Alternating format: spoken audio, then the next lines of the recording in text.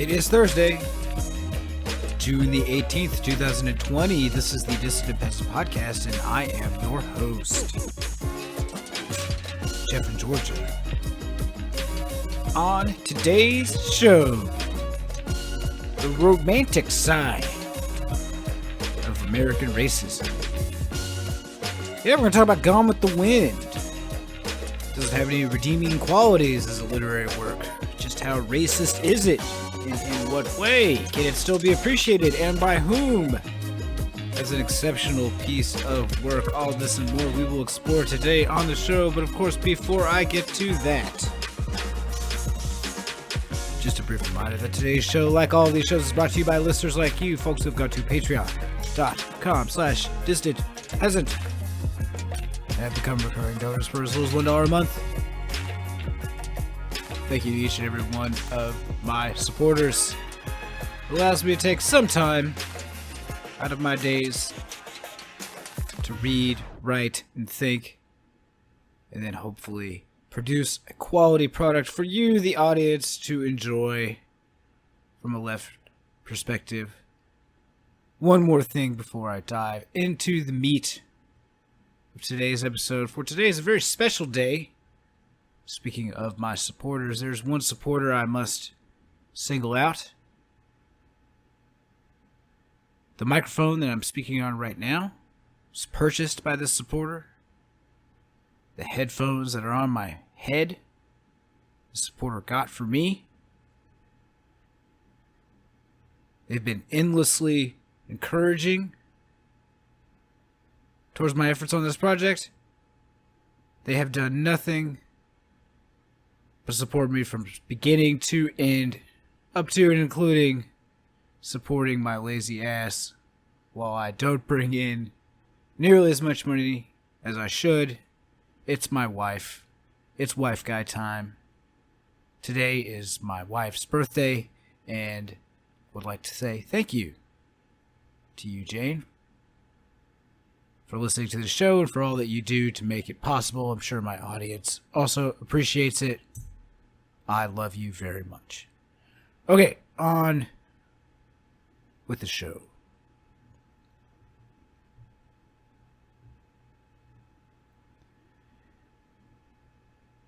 It might seem less obvious in times like today's, when much of the dominant rhetoric surrounding white supremacy in the coercive state is about the need for it to violently suppress criminals who dare insist that Black Lives Matter.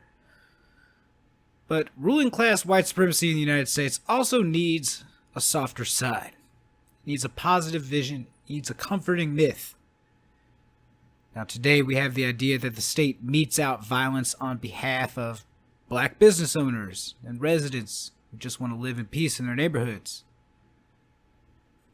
Long ago, and still today in some minds of this country, we had the idea that racial slavery was a benevolent institution for the enslaved, run by quality people who cared for their slaves as children, and whose end was brought about by people without any real interest in racial equality, which would, of course, be silly, given recent advances in phrenology.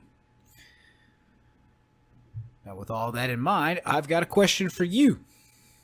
What is the greatest book of all time? It's not a difficult question to ask, but less so to answer. So for the sake of taking things easy, as is my wont, we might consult popular opinion polls.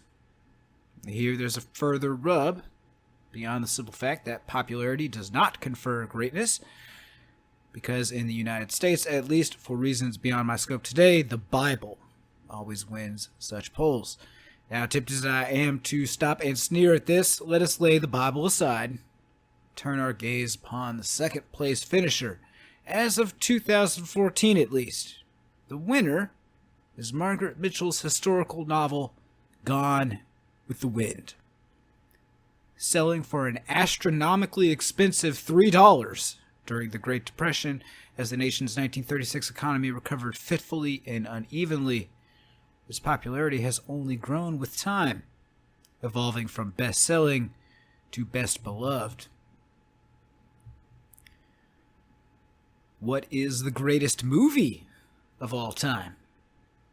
Well, with many of the same caveats, the 4-hour-long epic adaptation of Gone with the Wind has also won polls of Americans more than once. Indeed, the highest-grossing film of all time, once adjusted for inflation, isn't a Star Wars movie, or Avatar, or Titanic, or any film made in the post-war era. It's Gone with the Wind, an adaptation so faithful to the source material that to separate the book from the film, though Mitchell had next to nothing to do with the movie's production, is impossible. All of their virtues and all of their vices, more or less, are shared between the two. Narratively and artistically, the first half hangs together better than the second. The whole thing is overly long, and the ending, the final collapse of Scarlett O'Hara's third marriage, feels disappointingly flat and small after, the entire novel's depicted world has crashed and burned, and the characters have clawed themselves up from starvation and violent death. And yet, for all that doesn't work about Gone with the Wind, there must be much that does, for its popularity to be so great and enduring. We live in an accelerated age of commentary, of analysis upon analysis, of talking about the talking, so there is something appealing to me, if basic, about simply reading the thing for yourself in order to answer a question. Why is Gone with the Wind so popular? Before I answer that, my judiciousness drives me to acknowledge a few nits in this. Another pretty easy question to ask. Popular with who exactly? Now, I am not a professional man of letters. I am not trained to do literary analysis, and I have not studied with any rigor the history of American literature. My sister has, though, and I can report to you that she, at least, considers Gone with the Wind to be absolute trash, and her opinion is shared among a sizable number of what passes for experts these days, and that has been the case since the novel's publication. As for those opinion polls, the fandom of Gone with the Wind tends to be more feminine than masculine, older, whiter, more southern than your average American. Well, for what it's worth, this white southerner doesn't care much for Gone with the Wind, and I dare say if I was black, I'd care for it even less. In fact, I find it hard to believe anyone not sympathetic to the slave society of the antebellum South could ever really appreciate it. But it does have some virtues in the eyes of some people. And after taking it all in, I am absolutely convinced that I know its secret. What it has that most other novels didn't, as well as what it has that many a story does. Now, I don't want to get too far ahead of myself, but before I dispense with the plot, I want to note an argument I've read over and over again in defense of Gone with the Wind. Yes, some will admit when pushed, its picture of pre- and post-Civil War Georgia and the South generally is racist and farcically inaccurate. It is an incredibly racist book. Its black characters are depicted as helplessly devoted or villainous and lazy, the Union Army and all Northerners as vindictive and greedy, etc., but the story is not really about the South, or slavery, or the Civil War, or Reconstruction. And if Margaret Mitchell does not deserve credit for her biased view of history common among highly educated white people of her day, she deserves no blame for reproducing it. No, the novel is really about romance and coming of age, about a woman who loves or thinks she loves a man she cannot have, in a world that does not value romance in a marriage, and she marries 3 other men in turn during the turbulence of war and Reconstruction. She then realizes that she does not love this dream of a person to whom she has been clinging, but instead really does love a man who has loved her all the time, her current husband, in fact. Yet too late, for his feelings for her have faded and turned bitter, just as hers have turned warm. He walks out on her as she cries out, "What shall I do?" And this is what Rhett Butler, frankly, my dear, doesn't give a damn about. And the story ends with a tomorrow is another day. This line of argument is profoundly misleading, to the point that I must conclude that those who repeat it have either not read the novel or are willfully lying to excuse the novel's grotesqueness Scarlett O'Hara is the novel's main protagonist, and there are other main and secondary characters aplenty, but the real protagonist of the novel is the South itself, its way of life, its ruling class's values, their view of heritage, blood, culture, and race. Not only are huge swaths of the novel, whole entire chapters given over to idyllic and detailed descriptions of plantation life in newly building and destroyed Atlanta from 1861 to 1873, but the characters' identities, as put upon victims who begin the story reigning high and are brought down low by Yankees and the manipulation of their own formerly happy slaves, pervades nearly every page. Everything that happens to the main characters is a direct result of the U.S. Civil War, how they see one another irreparably joined to how they see that war and its consequences and effects in each other, and the novel makes clear many times that the villains are obvious to all of them. The murderous scalawag, the greedy carpetbagger, the bloodthirsty Yankee soldier and their strange-tongued foreign mercenary friends, though really few non-Southerners ever get depicted with much humanity or detail. The novel's named black characters are sometimes invisible or passed over briefly in the narrative, but a fair amount of time they aren't. But even here they do not rise to the level of flatness. That is to say, they are only rarely two-dimensional, and never have any more dimensions than that. It's more like they are simple lines, ever pointing to Scarlett or some other white Southerner, for the world is made for them, its changes only remarkable for the effects they experience as a consequence. The few Northerners the book bothers to give any time to at all are treated only somewhat better the vast majority of the time. A pack of ravenous and corrupt vultures and vulture collaborators, with no more humanity to them than a thunderclap. I will have more to say on those people, both white and black, who were not partisans for the Confederacy, and who worked long and sacrificed much, up to and including their own lives, during the war and Reconstruction, not to enrich themselves, but to make a better world. For their treatment is what really enrages me, personally, about the novel, though there is much that is grotesque about it. You would think hundreds of thousands of people gave their lives fighting the Confederacy because they all turned suddenly stupid and greedy.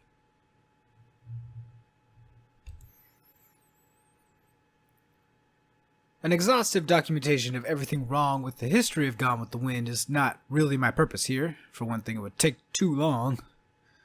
Instead, I just want to note a few things that stuck out to me as particularly hilarious or egregious, and also dive into the novel's named black characters and how they are portrayed. But I suppose we'd better get one thing out of the way early, and that's the N-word. It occurs 104 times in the novel, and the vast majority of the time it is spoken by black characters themselves, or else the narrator in descriptions and thoughts, but often white characters. Now, I have left the dated and racist language of the passages I will be quoting from intact, but for the sake of politeness, I have changed this particular piece of vocabulary to Negro in the quotations, just so you know.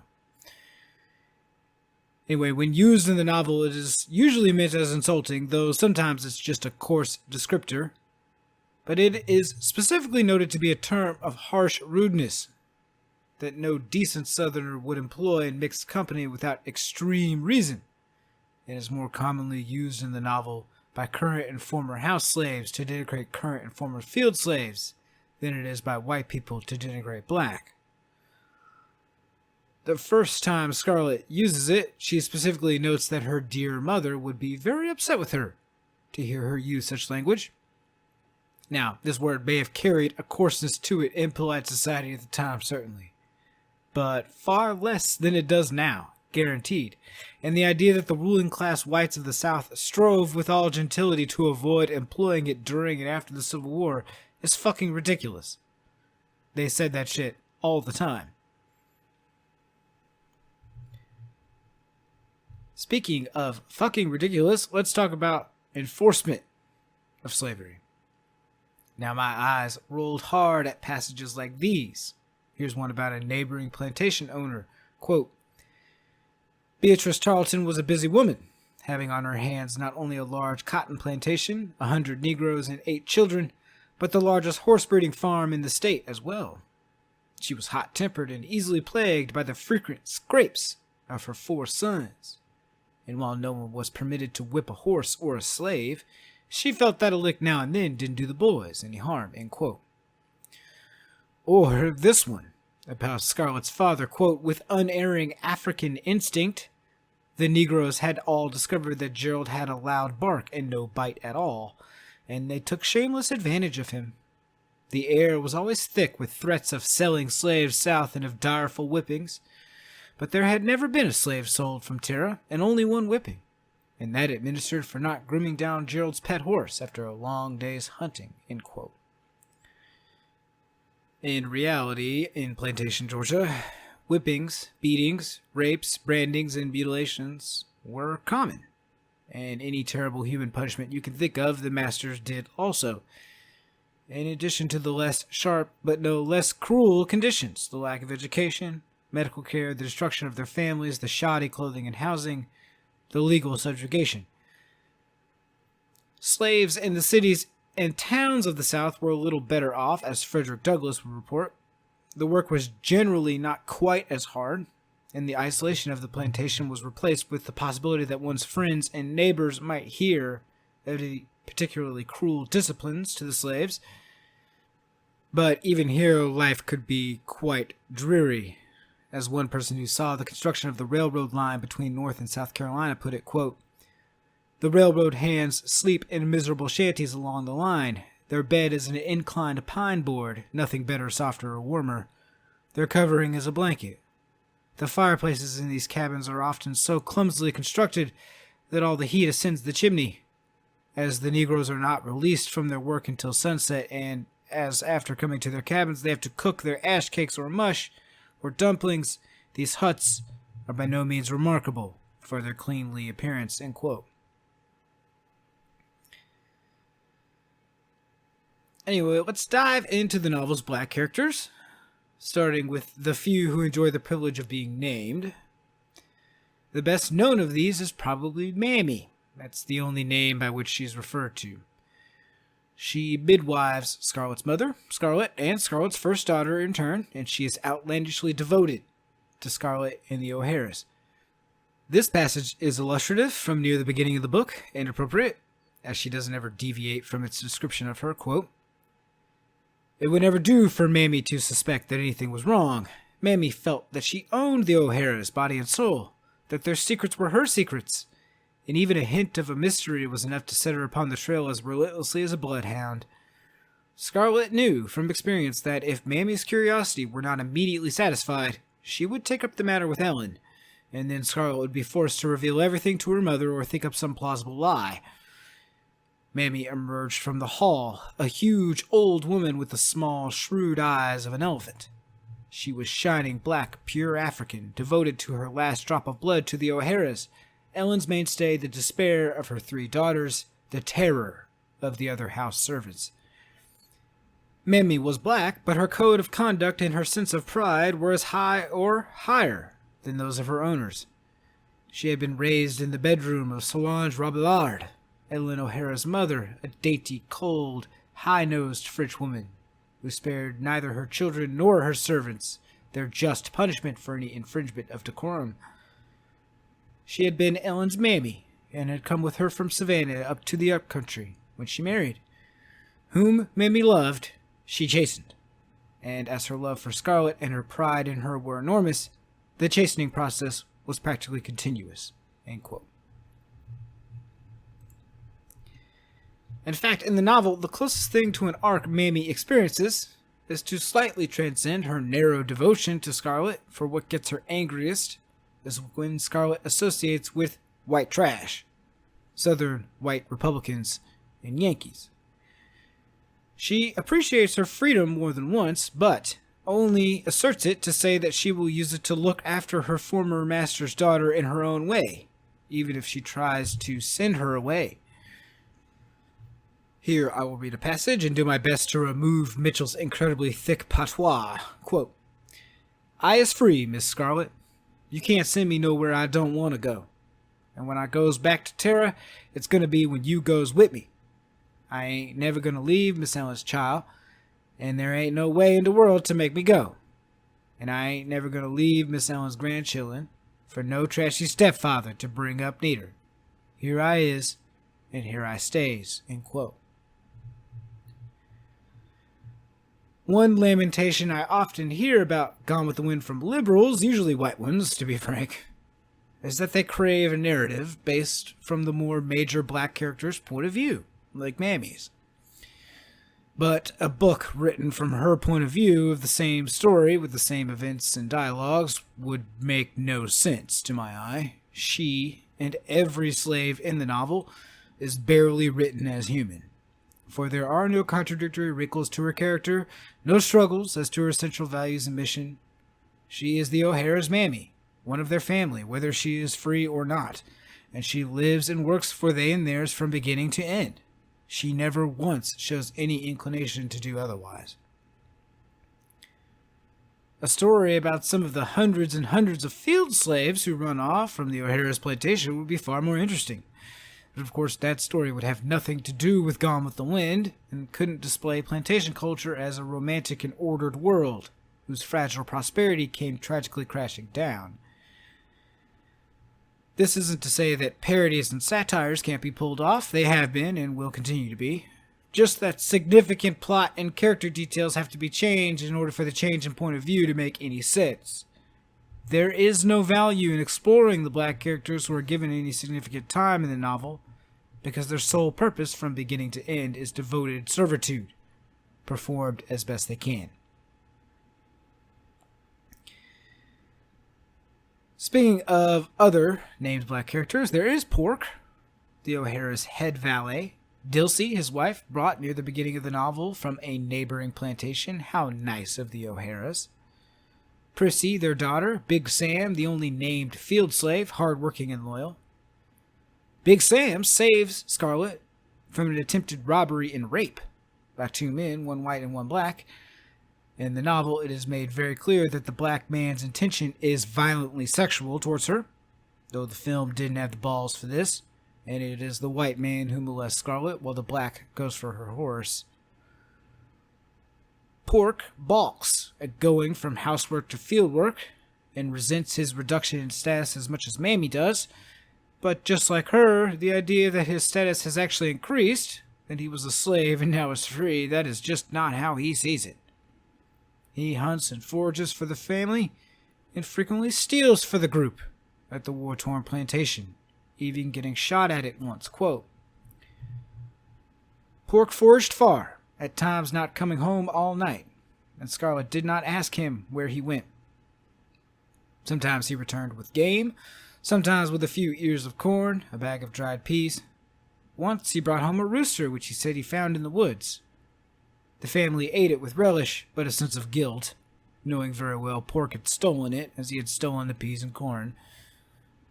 One night soon after this, he tapped on Scarlet's door long after the house was asleep, and sheepishly exhibited a leg, peppered with small shot. As she bandaged it for him, he explained awkwardly that when attempting to get into a hen coop at Fayetteville, he had been discovered. Scarlet did not ask whose hen coop, but patted Pork's shoulder gently, tears in her eyes. Negroes were provoking sometimes, and stupid and lazy, but there was a loyalty in them that money couldn't buy, a feeling of oneness with their white folks, which made them risk their lives to keep food on the table. In other days, Pork's pilferings would have been a serious matter, probably calling for a whipping. In other days, she would have been forced at least to reprimand him severely. "Always remember, dear," Ellen had said, "you are responsible for the moral as well as the physical welfare of the darkies God has entrusted to your care.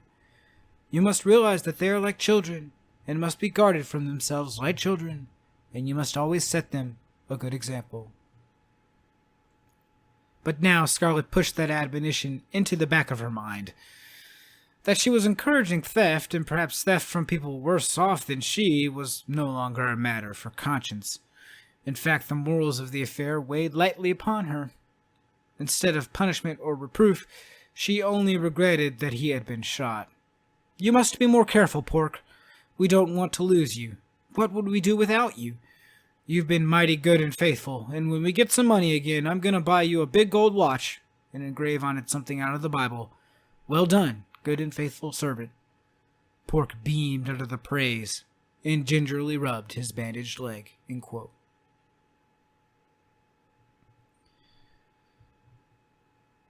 The Civil War is only early on treated like a natural disaster for Scarlet, like some storm of fate that swoops in and destroys with force, but not malice.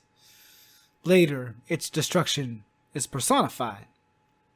Now, the Yankee Army is there in the novel as an occupying force, but not really itself depicted at war. Tales are told of Sherman's army, march to the sea, and Union soldiers do occupy Atlanta for much of the novel, but the work reserves some of its worst treatment not for Yankee soldiers, but for the Freedmen's Bureau. The South is not just depicted as a conquered province, a once rich land that invaders are here to loot. The looters are the poorer whites and black people of the South themselves. Quote, there were many things which Will and Ashley had conspired to keep from her. The scourge of war had been followed by the worst scourge of Reconstruction. But the two men had agreed not to mention the more alarming details when they discussed the situation at home. And when Scarlet took the trouble to listen to them at all, most of what they said went in one ear and out the other. She had heard Ashley say that the South was being treated as a conquered province, and that vindictiveness was the dominant policy of the conquerors, but that was the kind of statement which meant less than nothing at all to Scarlet. Politics was men's business. She had heard Will say it looked to him like the North just wasn't aiming to let the South get on its feet again. Well, thought Scarlet, men always have to have something foolish to worry about. As far as she was concerned, the Yankees hadn't whipped her once, and they wouldn't do it this time. The thing to do was to work like the devil and stop worrying about the Yankee government after all the war was over. Scarlet did not realize that all the rules of the game had been changed, and that honest labor could no longer earn its just reward. Georgia was virtually under martial law now. The Yankee soldiers garrisoned throughout the section and the Freedmen's Bureau were in complete command of everything, and they were fixing the rules to suit themselves. This bureau, organized by the federal government to take care of the idle and excited ex-slaves, was drawing them from the plantations into the villages and cities by the thousands. The bureau fed them while they loafed and poisoned their minds against their former owners. Gerald's old overseer, Jonas Wilkerson, was in charge of the local bureau, and his assistant Hilton, Kathleen Calvert's husband. These two industriously spread the rumor that the Southerners and Democrats were just waiting for a good chance to put the Negroes back into slavery, and that the Negroes' only hope of escaping this fate was the protection given them by the Bureau and the Republican Party. Wilkerson and Hilton furthermore told the Negroes that they were as good as the whites in every way, and soon white and Negro marriages would be permitted. Soon the estates of their former owners would be divided, and every Negro would be given 40 acres and a mule for his own. They kept the Negroes stirred up with tales of cruelty perpetrated by the whites, and in a section long famed for the affectionate relations between slaves and slave owners, hate and suspicion began to grow. The Bureau was backed up by the soldiers, and the military had issued many and conflicting orders governing the conduct of the conquered. It was easy to get arrested, even for snubbing the officials of the Bureau. Military orders had been promulgated concerning the schools, sanitation, the kind of buttons one wore on one's suit, the sale of commodities, and nearly everything else. End quote. Imagine the post-slavery South being a place where honest labor could no longer earn its just reward. When Scarlet protests that the government couldn't just spring outrageous taxes upon her from out of nowhere, the crippled veteran Will, who manages what remains of her plantation, tells her, quote, "Oh, couldn't they? Well, they could and they will, and they'll be doing it. Miss Scarlet, the country's gone plumb to hell, if you'll pardon me.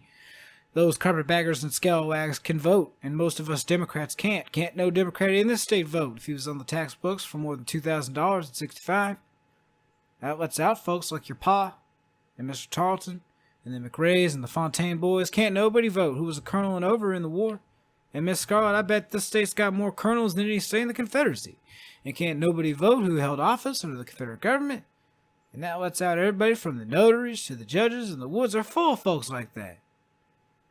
Fact is, the way the Yankees have framed up that amnesty, can't nobody who was somebody before the war vote at all.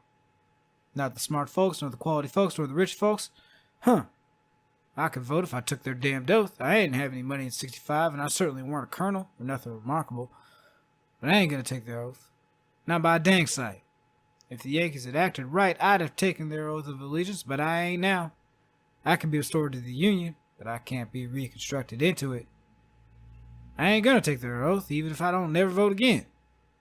But scum like that Hilton feller, he can vote. And scoundrels like Jonas Wilkerson and poor whites like the Slatterys and no-counts like the McIntoshes, they can vote, and they're running things now. And if they want to come down on you for extra taxes a dozen times, they can do it. Just like a Negro can kill a white man and not get hung, or... He paused, embarrassed, in the memory of what had happened to a lone white woman on an isolated farm near Lovejoy was in both their minds. Those Negroes can do anything against us, and the Freedmen's Bureau and the soldiers will back them up with guns, and we can't vote or do nothing about it. End quote. Would that the real-life Freedmen's Bureau really had been so powerful, for the world would be a good bit better off for it. This organization, by the way, one of the best ideas of the whole of Reconstruction, did amazing work in the wake of the Civil War, often with only the symbolic and not real material backing of the Federal Army, which made their work and other work among black people in the South incredibly dangerous. Now, certainly, post-war there were mundane but essential tasks like obtaining food, clothing, medical care, and shelter for both white and black people. The Confederacy had fought desperately and had nearly exhausted its resources completely by the war's conclusion. But there are other things in the immediate aftermath of war that one might not think of. For one thing, the Freedmen's Bureau spent an incredible amount of time early on reuniting families. For people whose families had been broken apart by their buying and selling, this was very often their very first thought after the immediate needs of hunger and shelter were met. Another pressing issue, early, was marriage. Now, marriages under slavery, of course, were not legal in any way between slaves and were purely symbolic. They meant as much or as little as the slave owner thought they did.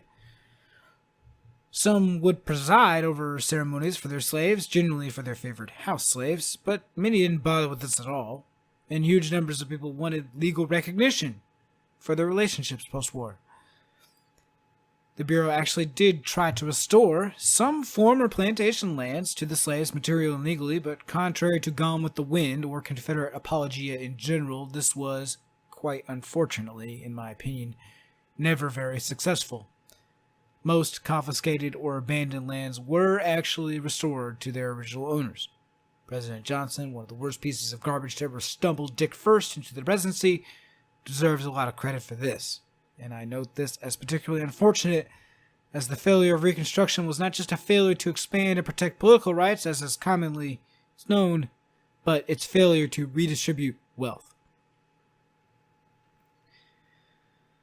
They also worked to establish contracts between newly freed men and employers with wages and working conditions improved, though they ran into resistance here when the newly freed slaves tried to withhold the labor of their households, particularly their wives.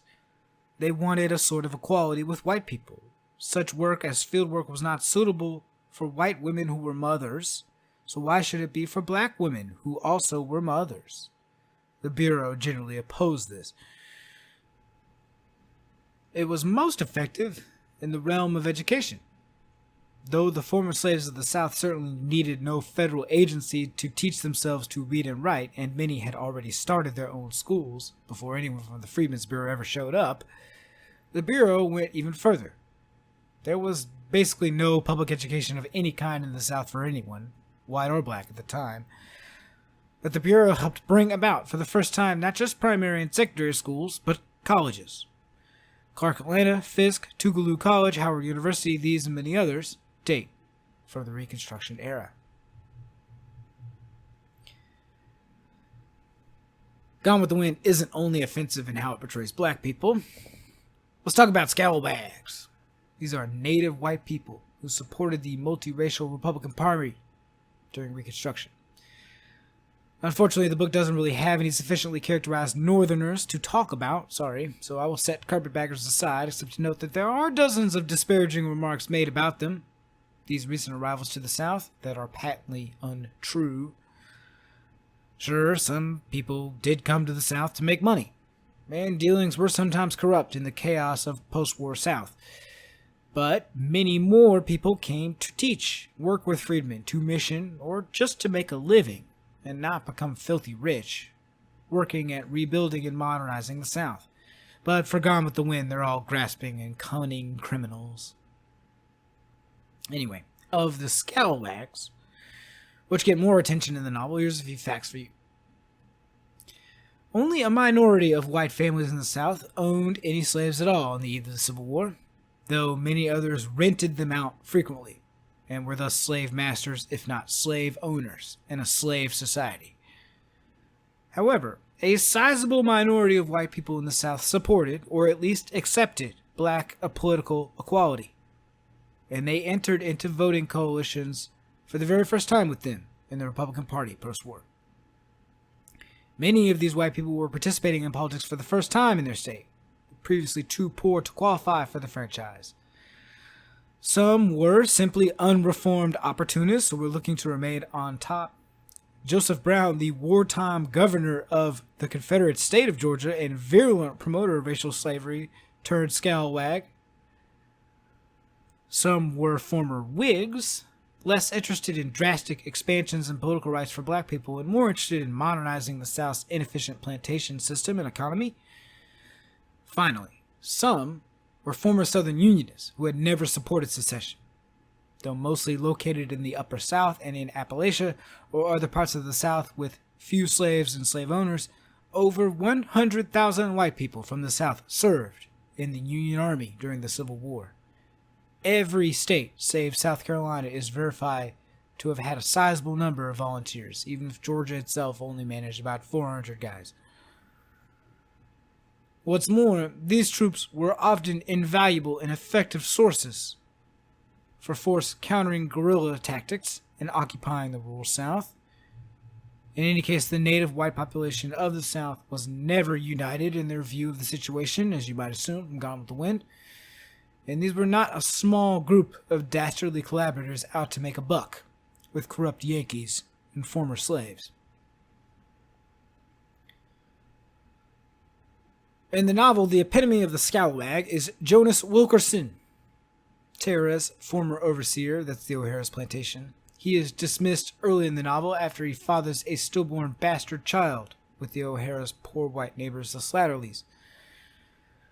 He's originally from the North, and he is given charge of the local Freedmen's Bureau and attempts to spring new and disastrously high property taxes on her plantation after the war, specifically so that he himself can move in and live with his wife in finery. But his worst crime in the book, the crime that gets him murdered, in fact, is that he proclaims that black men, quote, have a right, end quote, to white women. You may remember that earlier in the quoted novel, it is noted that Wilkerson told the Negroes they were as good as the whites in every way, and soon white and Negro marriages would be permitted, end quote. Anyway, here is the account the murderer of Jonas Wilkerson gives in the novel. Quote, well, the word got around that Wilkerson had gone a bit too far with his Negro equality business. Oh yes, he talks it to those black fools by the hour. He had the gall, Tony spluttered helplessly, to say Negroes had a right to white women. Oh, Tony, no. By God, yes.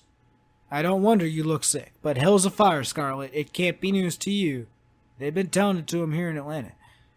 I didn't know. Well, Frank would have kept it from you.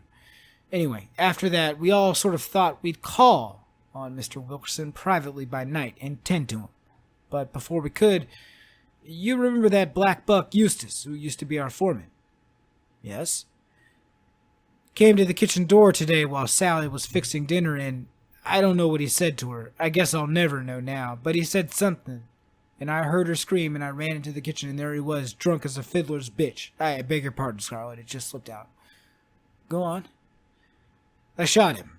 When Mother ran in to take care of Sally, I got my horse and started to Jonesboro for Wilkerson. He was the one to blame. The damned black fool would never have thought of it, but for him. And on the way past Tara, I met Ashley, and of course he went with me. He said to let him do it because of the way Wilkerson acted about Tara, and I said no, it was my place because Sally was my own dead brother's wife. And he went with me, arguing the whole way. And when we got to town, by God, Scarlet, do you know I hadn't even brought my pistol. I'd left it in the stable, so mad I forgot. He paused and gnawed the tough pone, and Scarlet shivered. The murderous rages of the Fontaines had made county history long before this chapter had opened. So I had to take my knife to him. I found him in the barroom. I got him in a corner with Ashley holding back the others, and I told him why before I lit into him. Why, it was over before I knew it, said Tony, reflecting. First thing I knew, Ashley had me on my horse, told me to come to you folks. Ashley's a good man in a pinch. He keeps his head, end quote.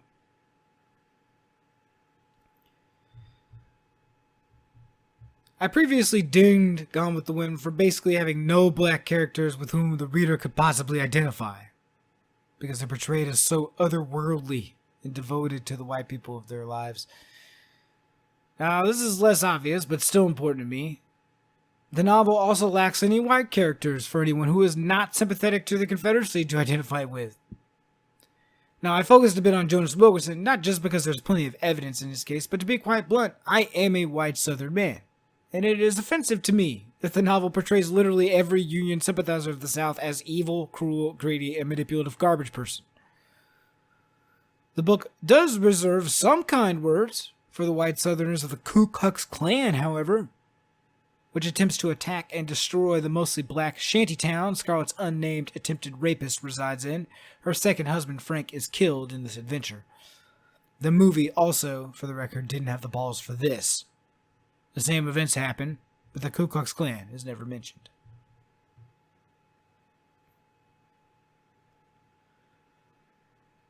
Gone with the Wind has romance and adventure. It does.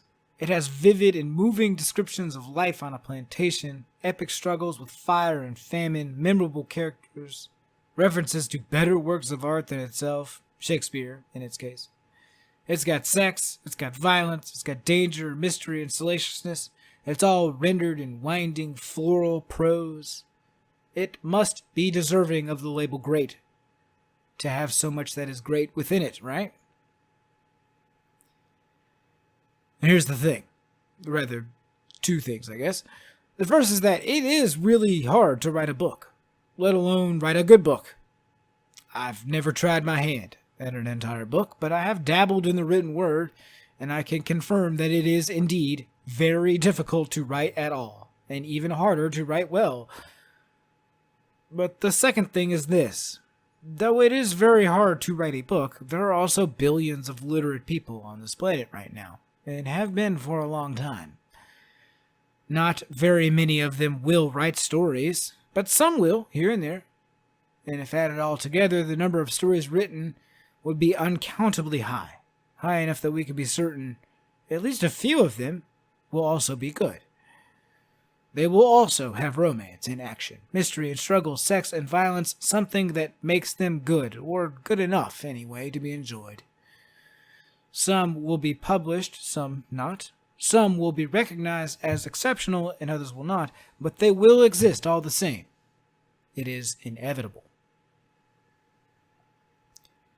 Everything worth celebrating about Gone with the Wind. The vivid prose, the memorable characters, the action and excitement, so good, is unexceptional in this sense. Don't get me wrong, it doesn't mean it's horrifically written, though it certainly has its shortcomings. Just that its virtues, if not common, are not uncommon. People have lived and loved and struggled against each other in nature for time immemorial, and plenty of stories exist about such events.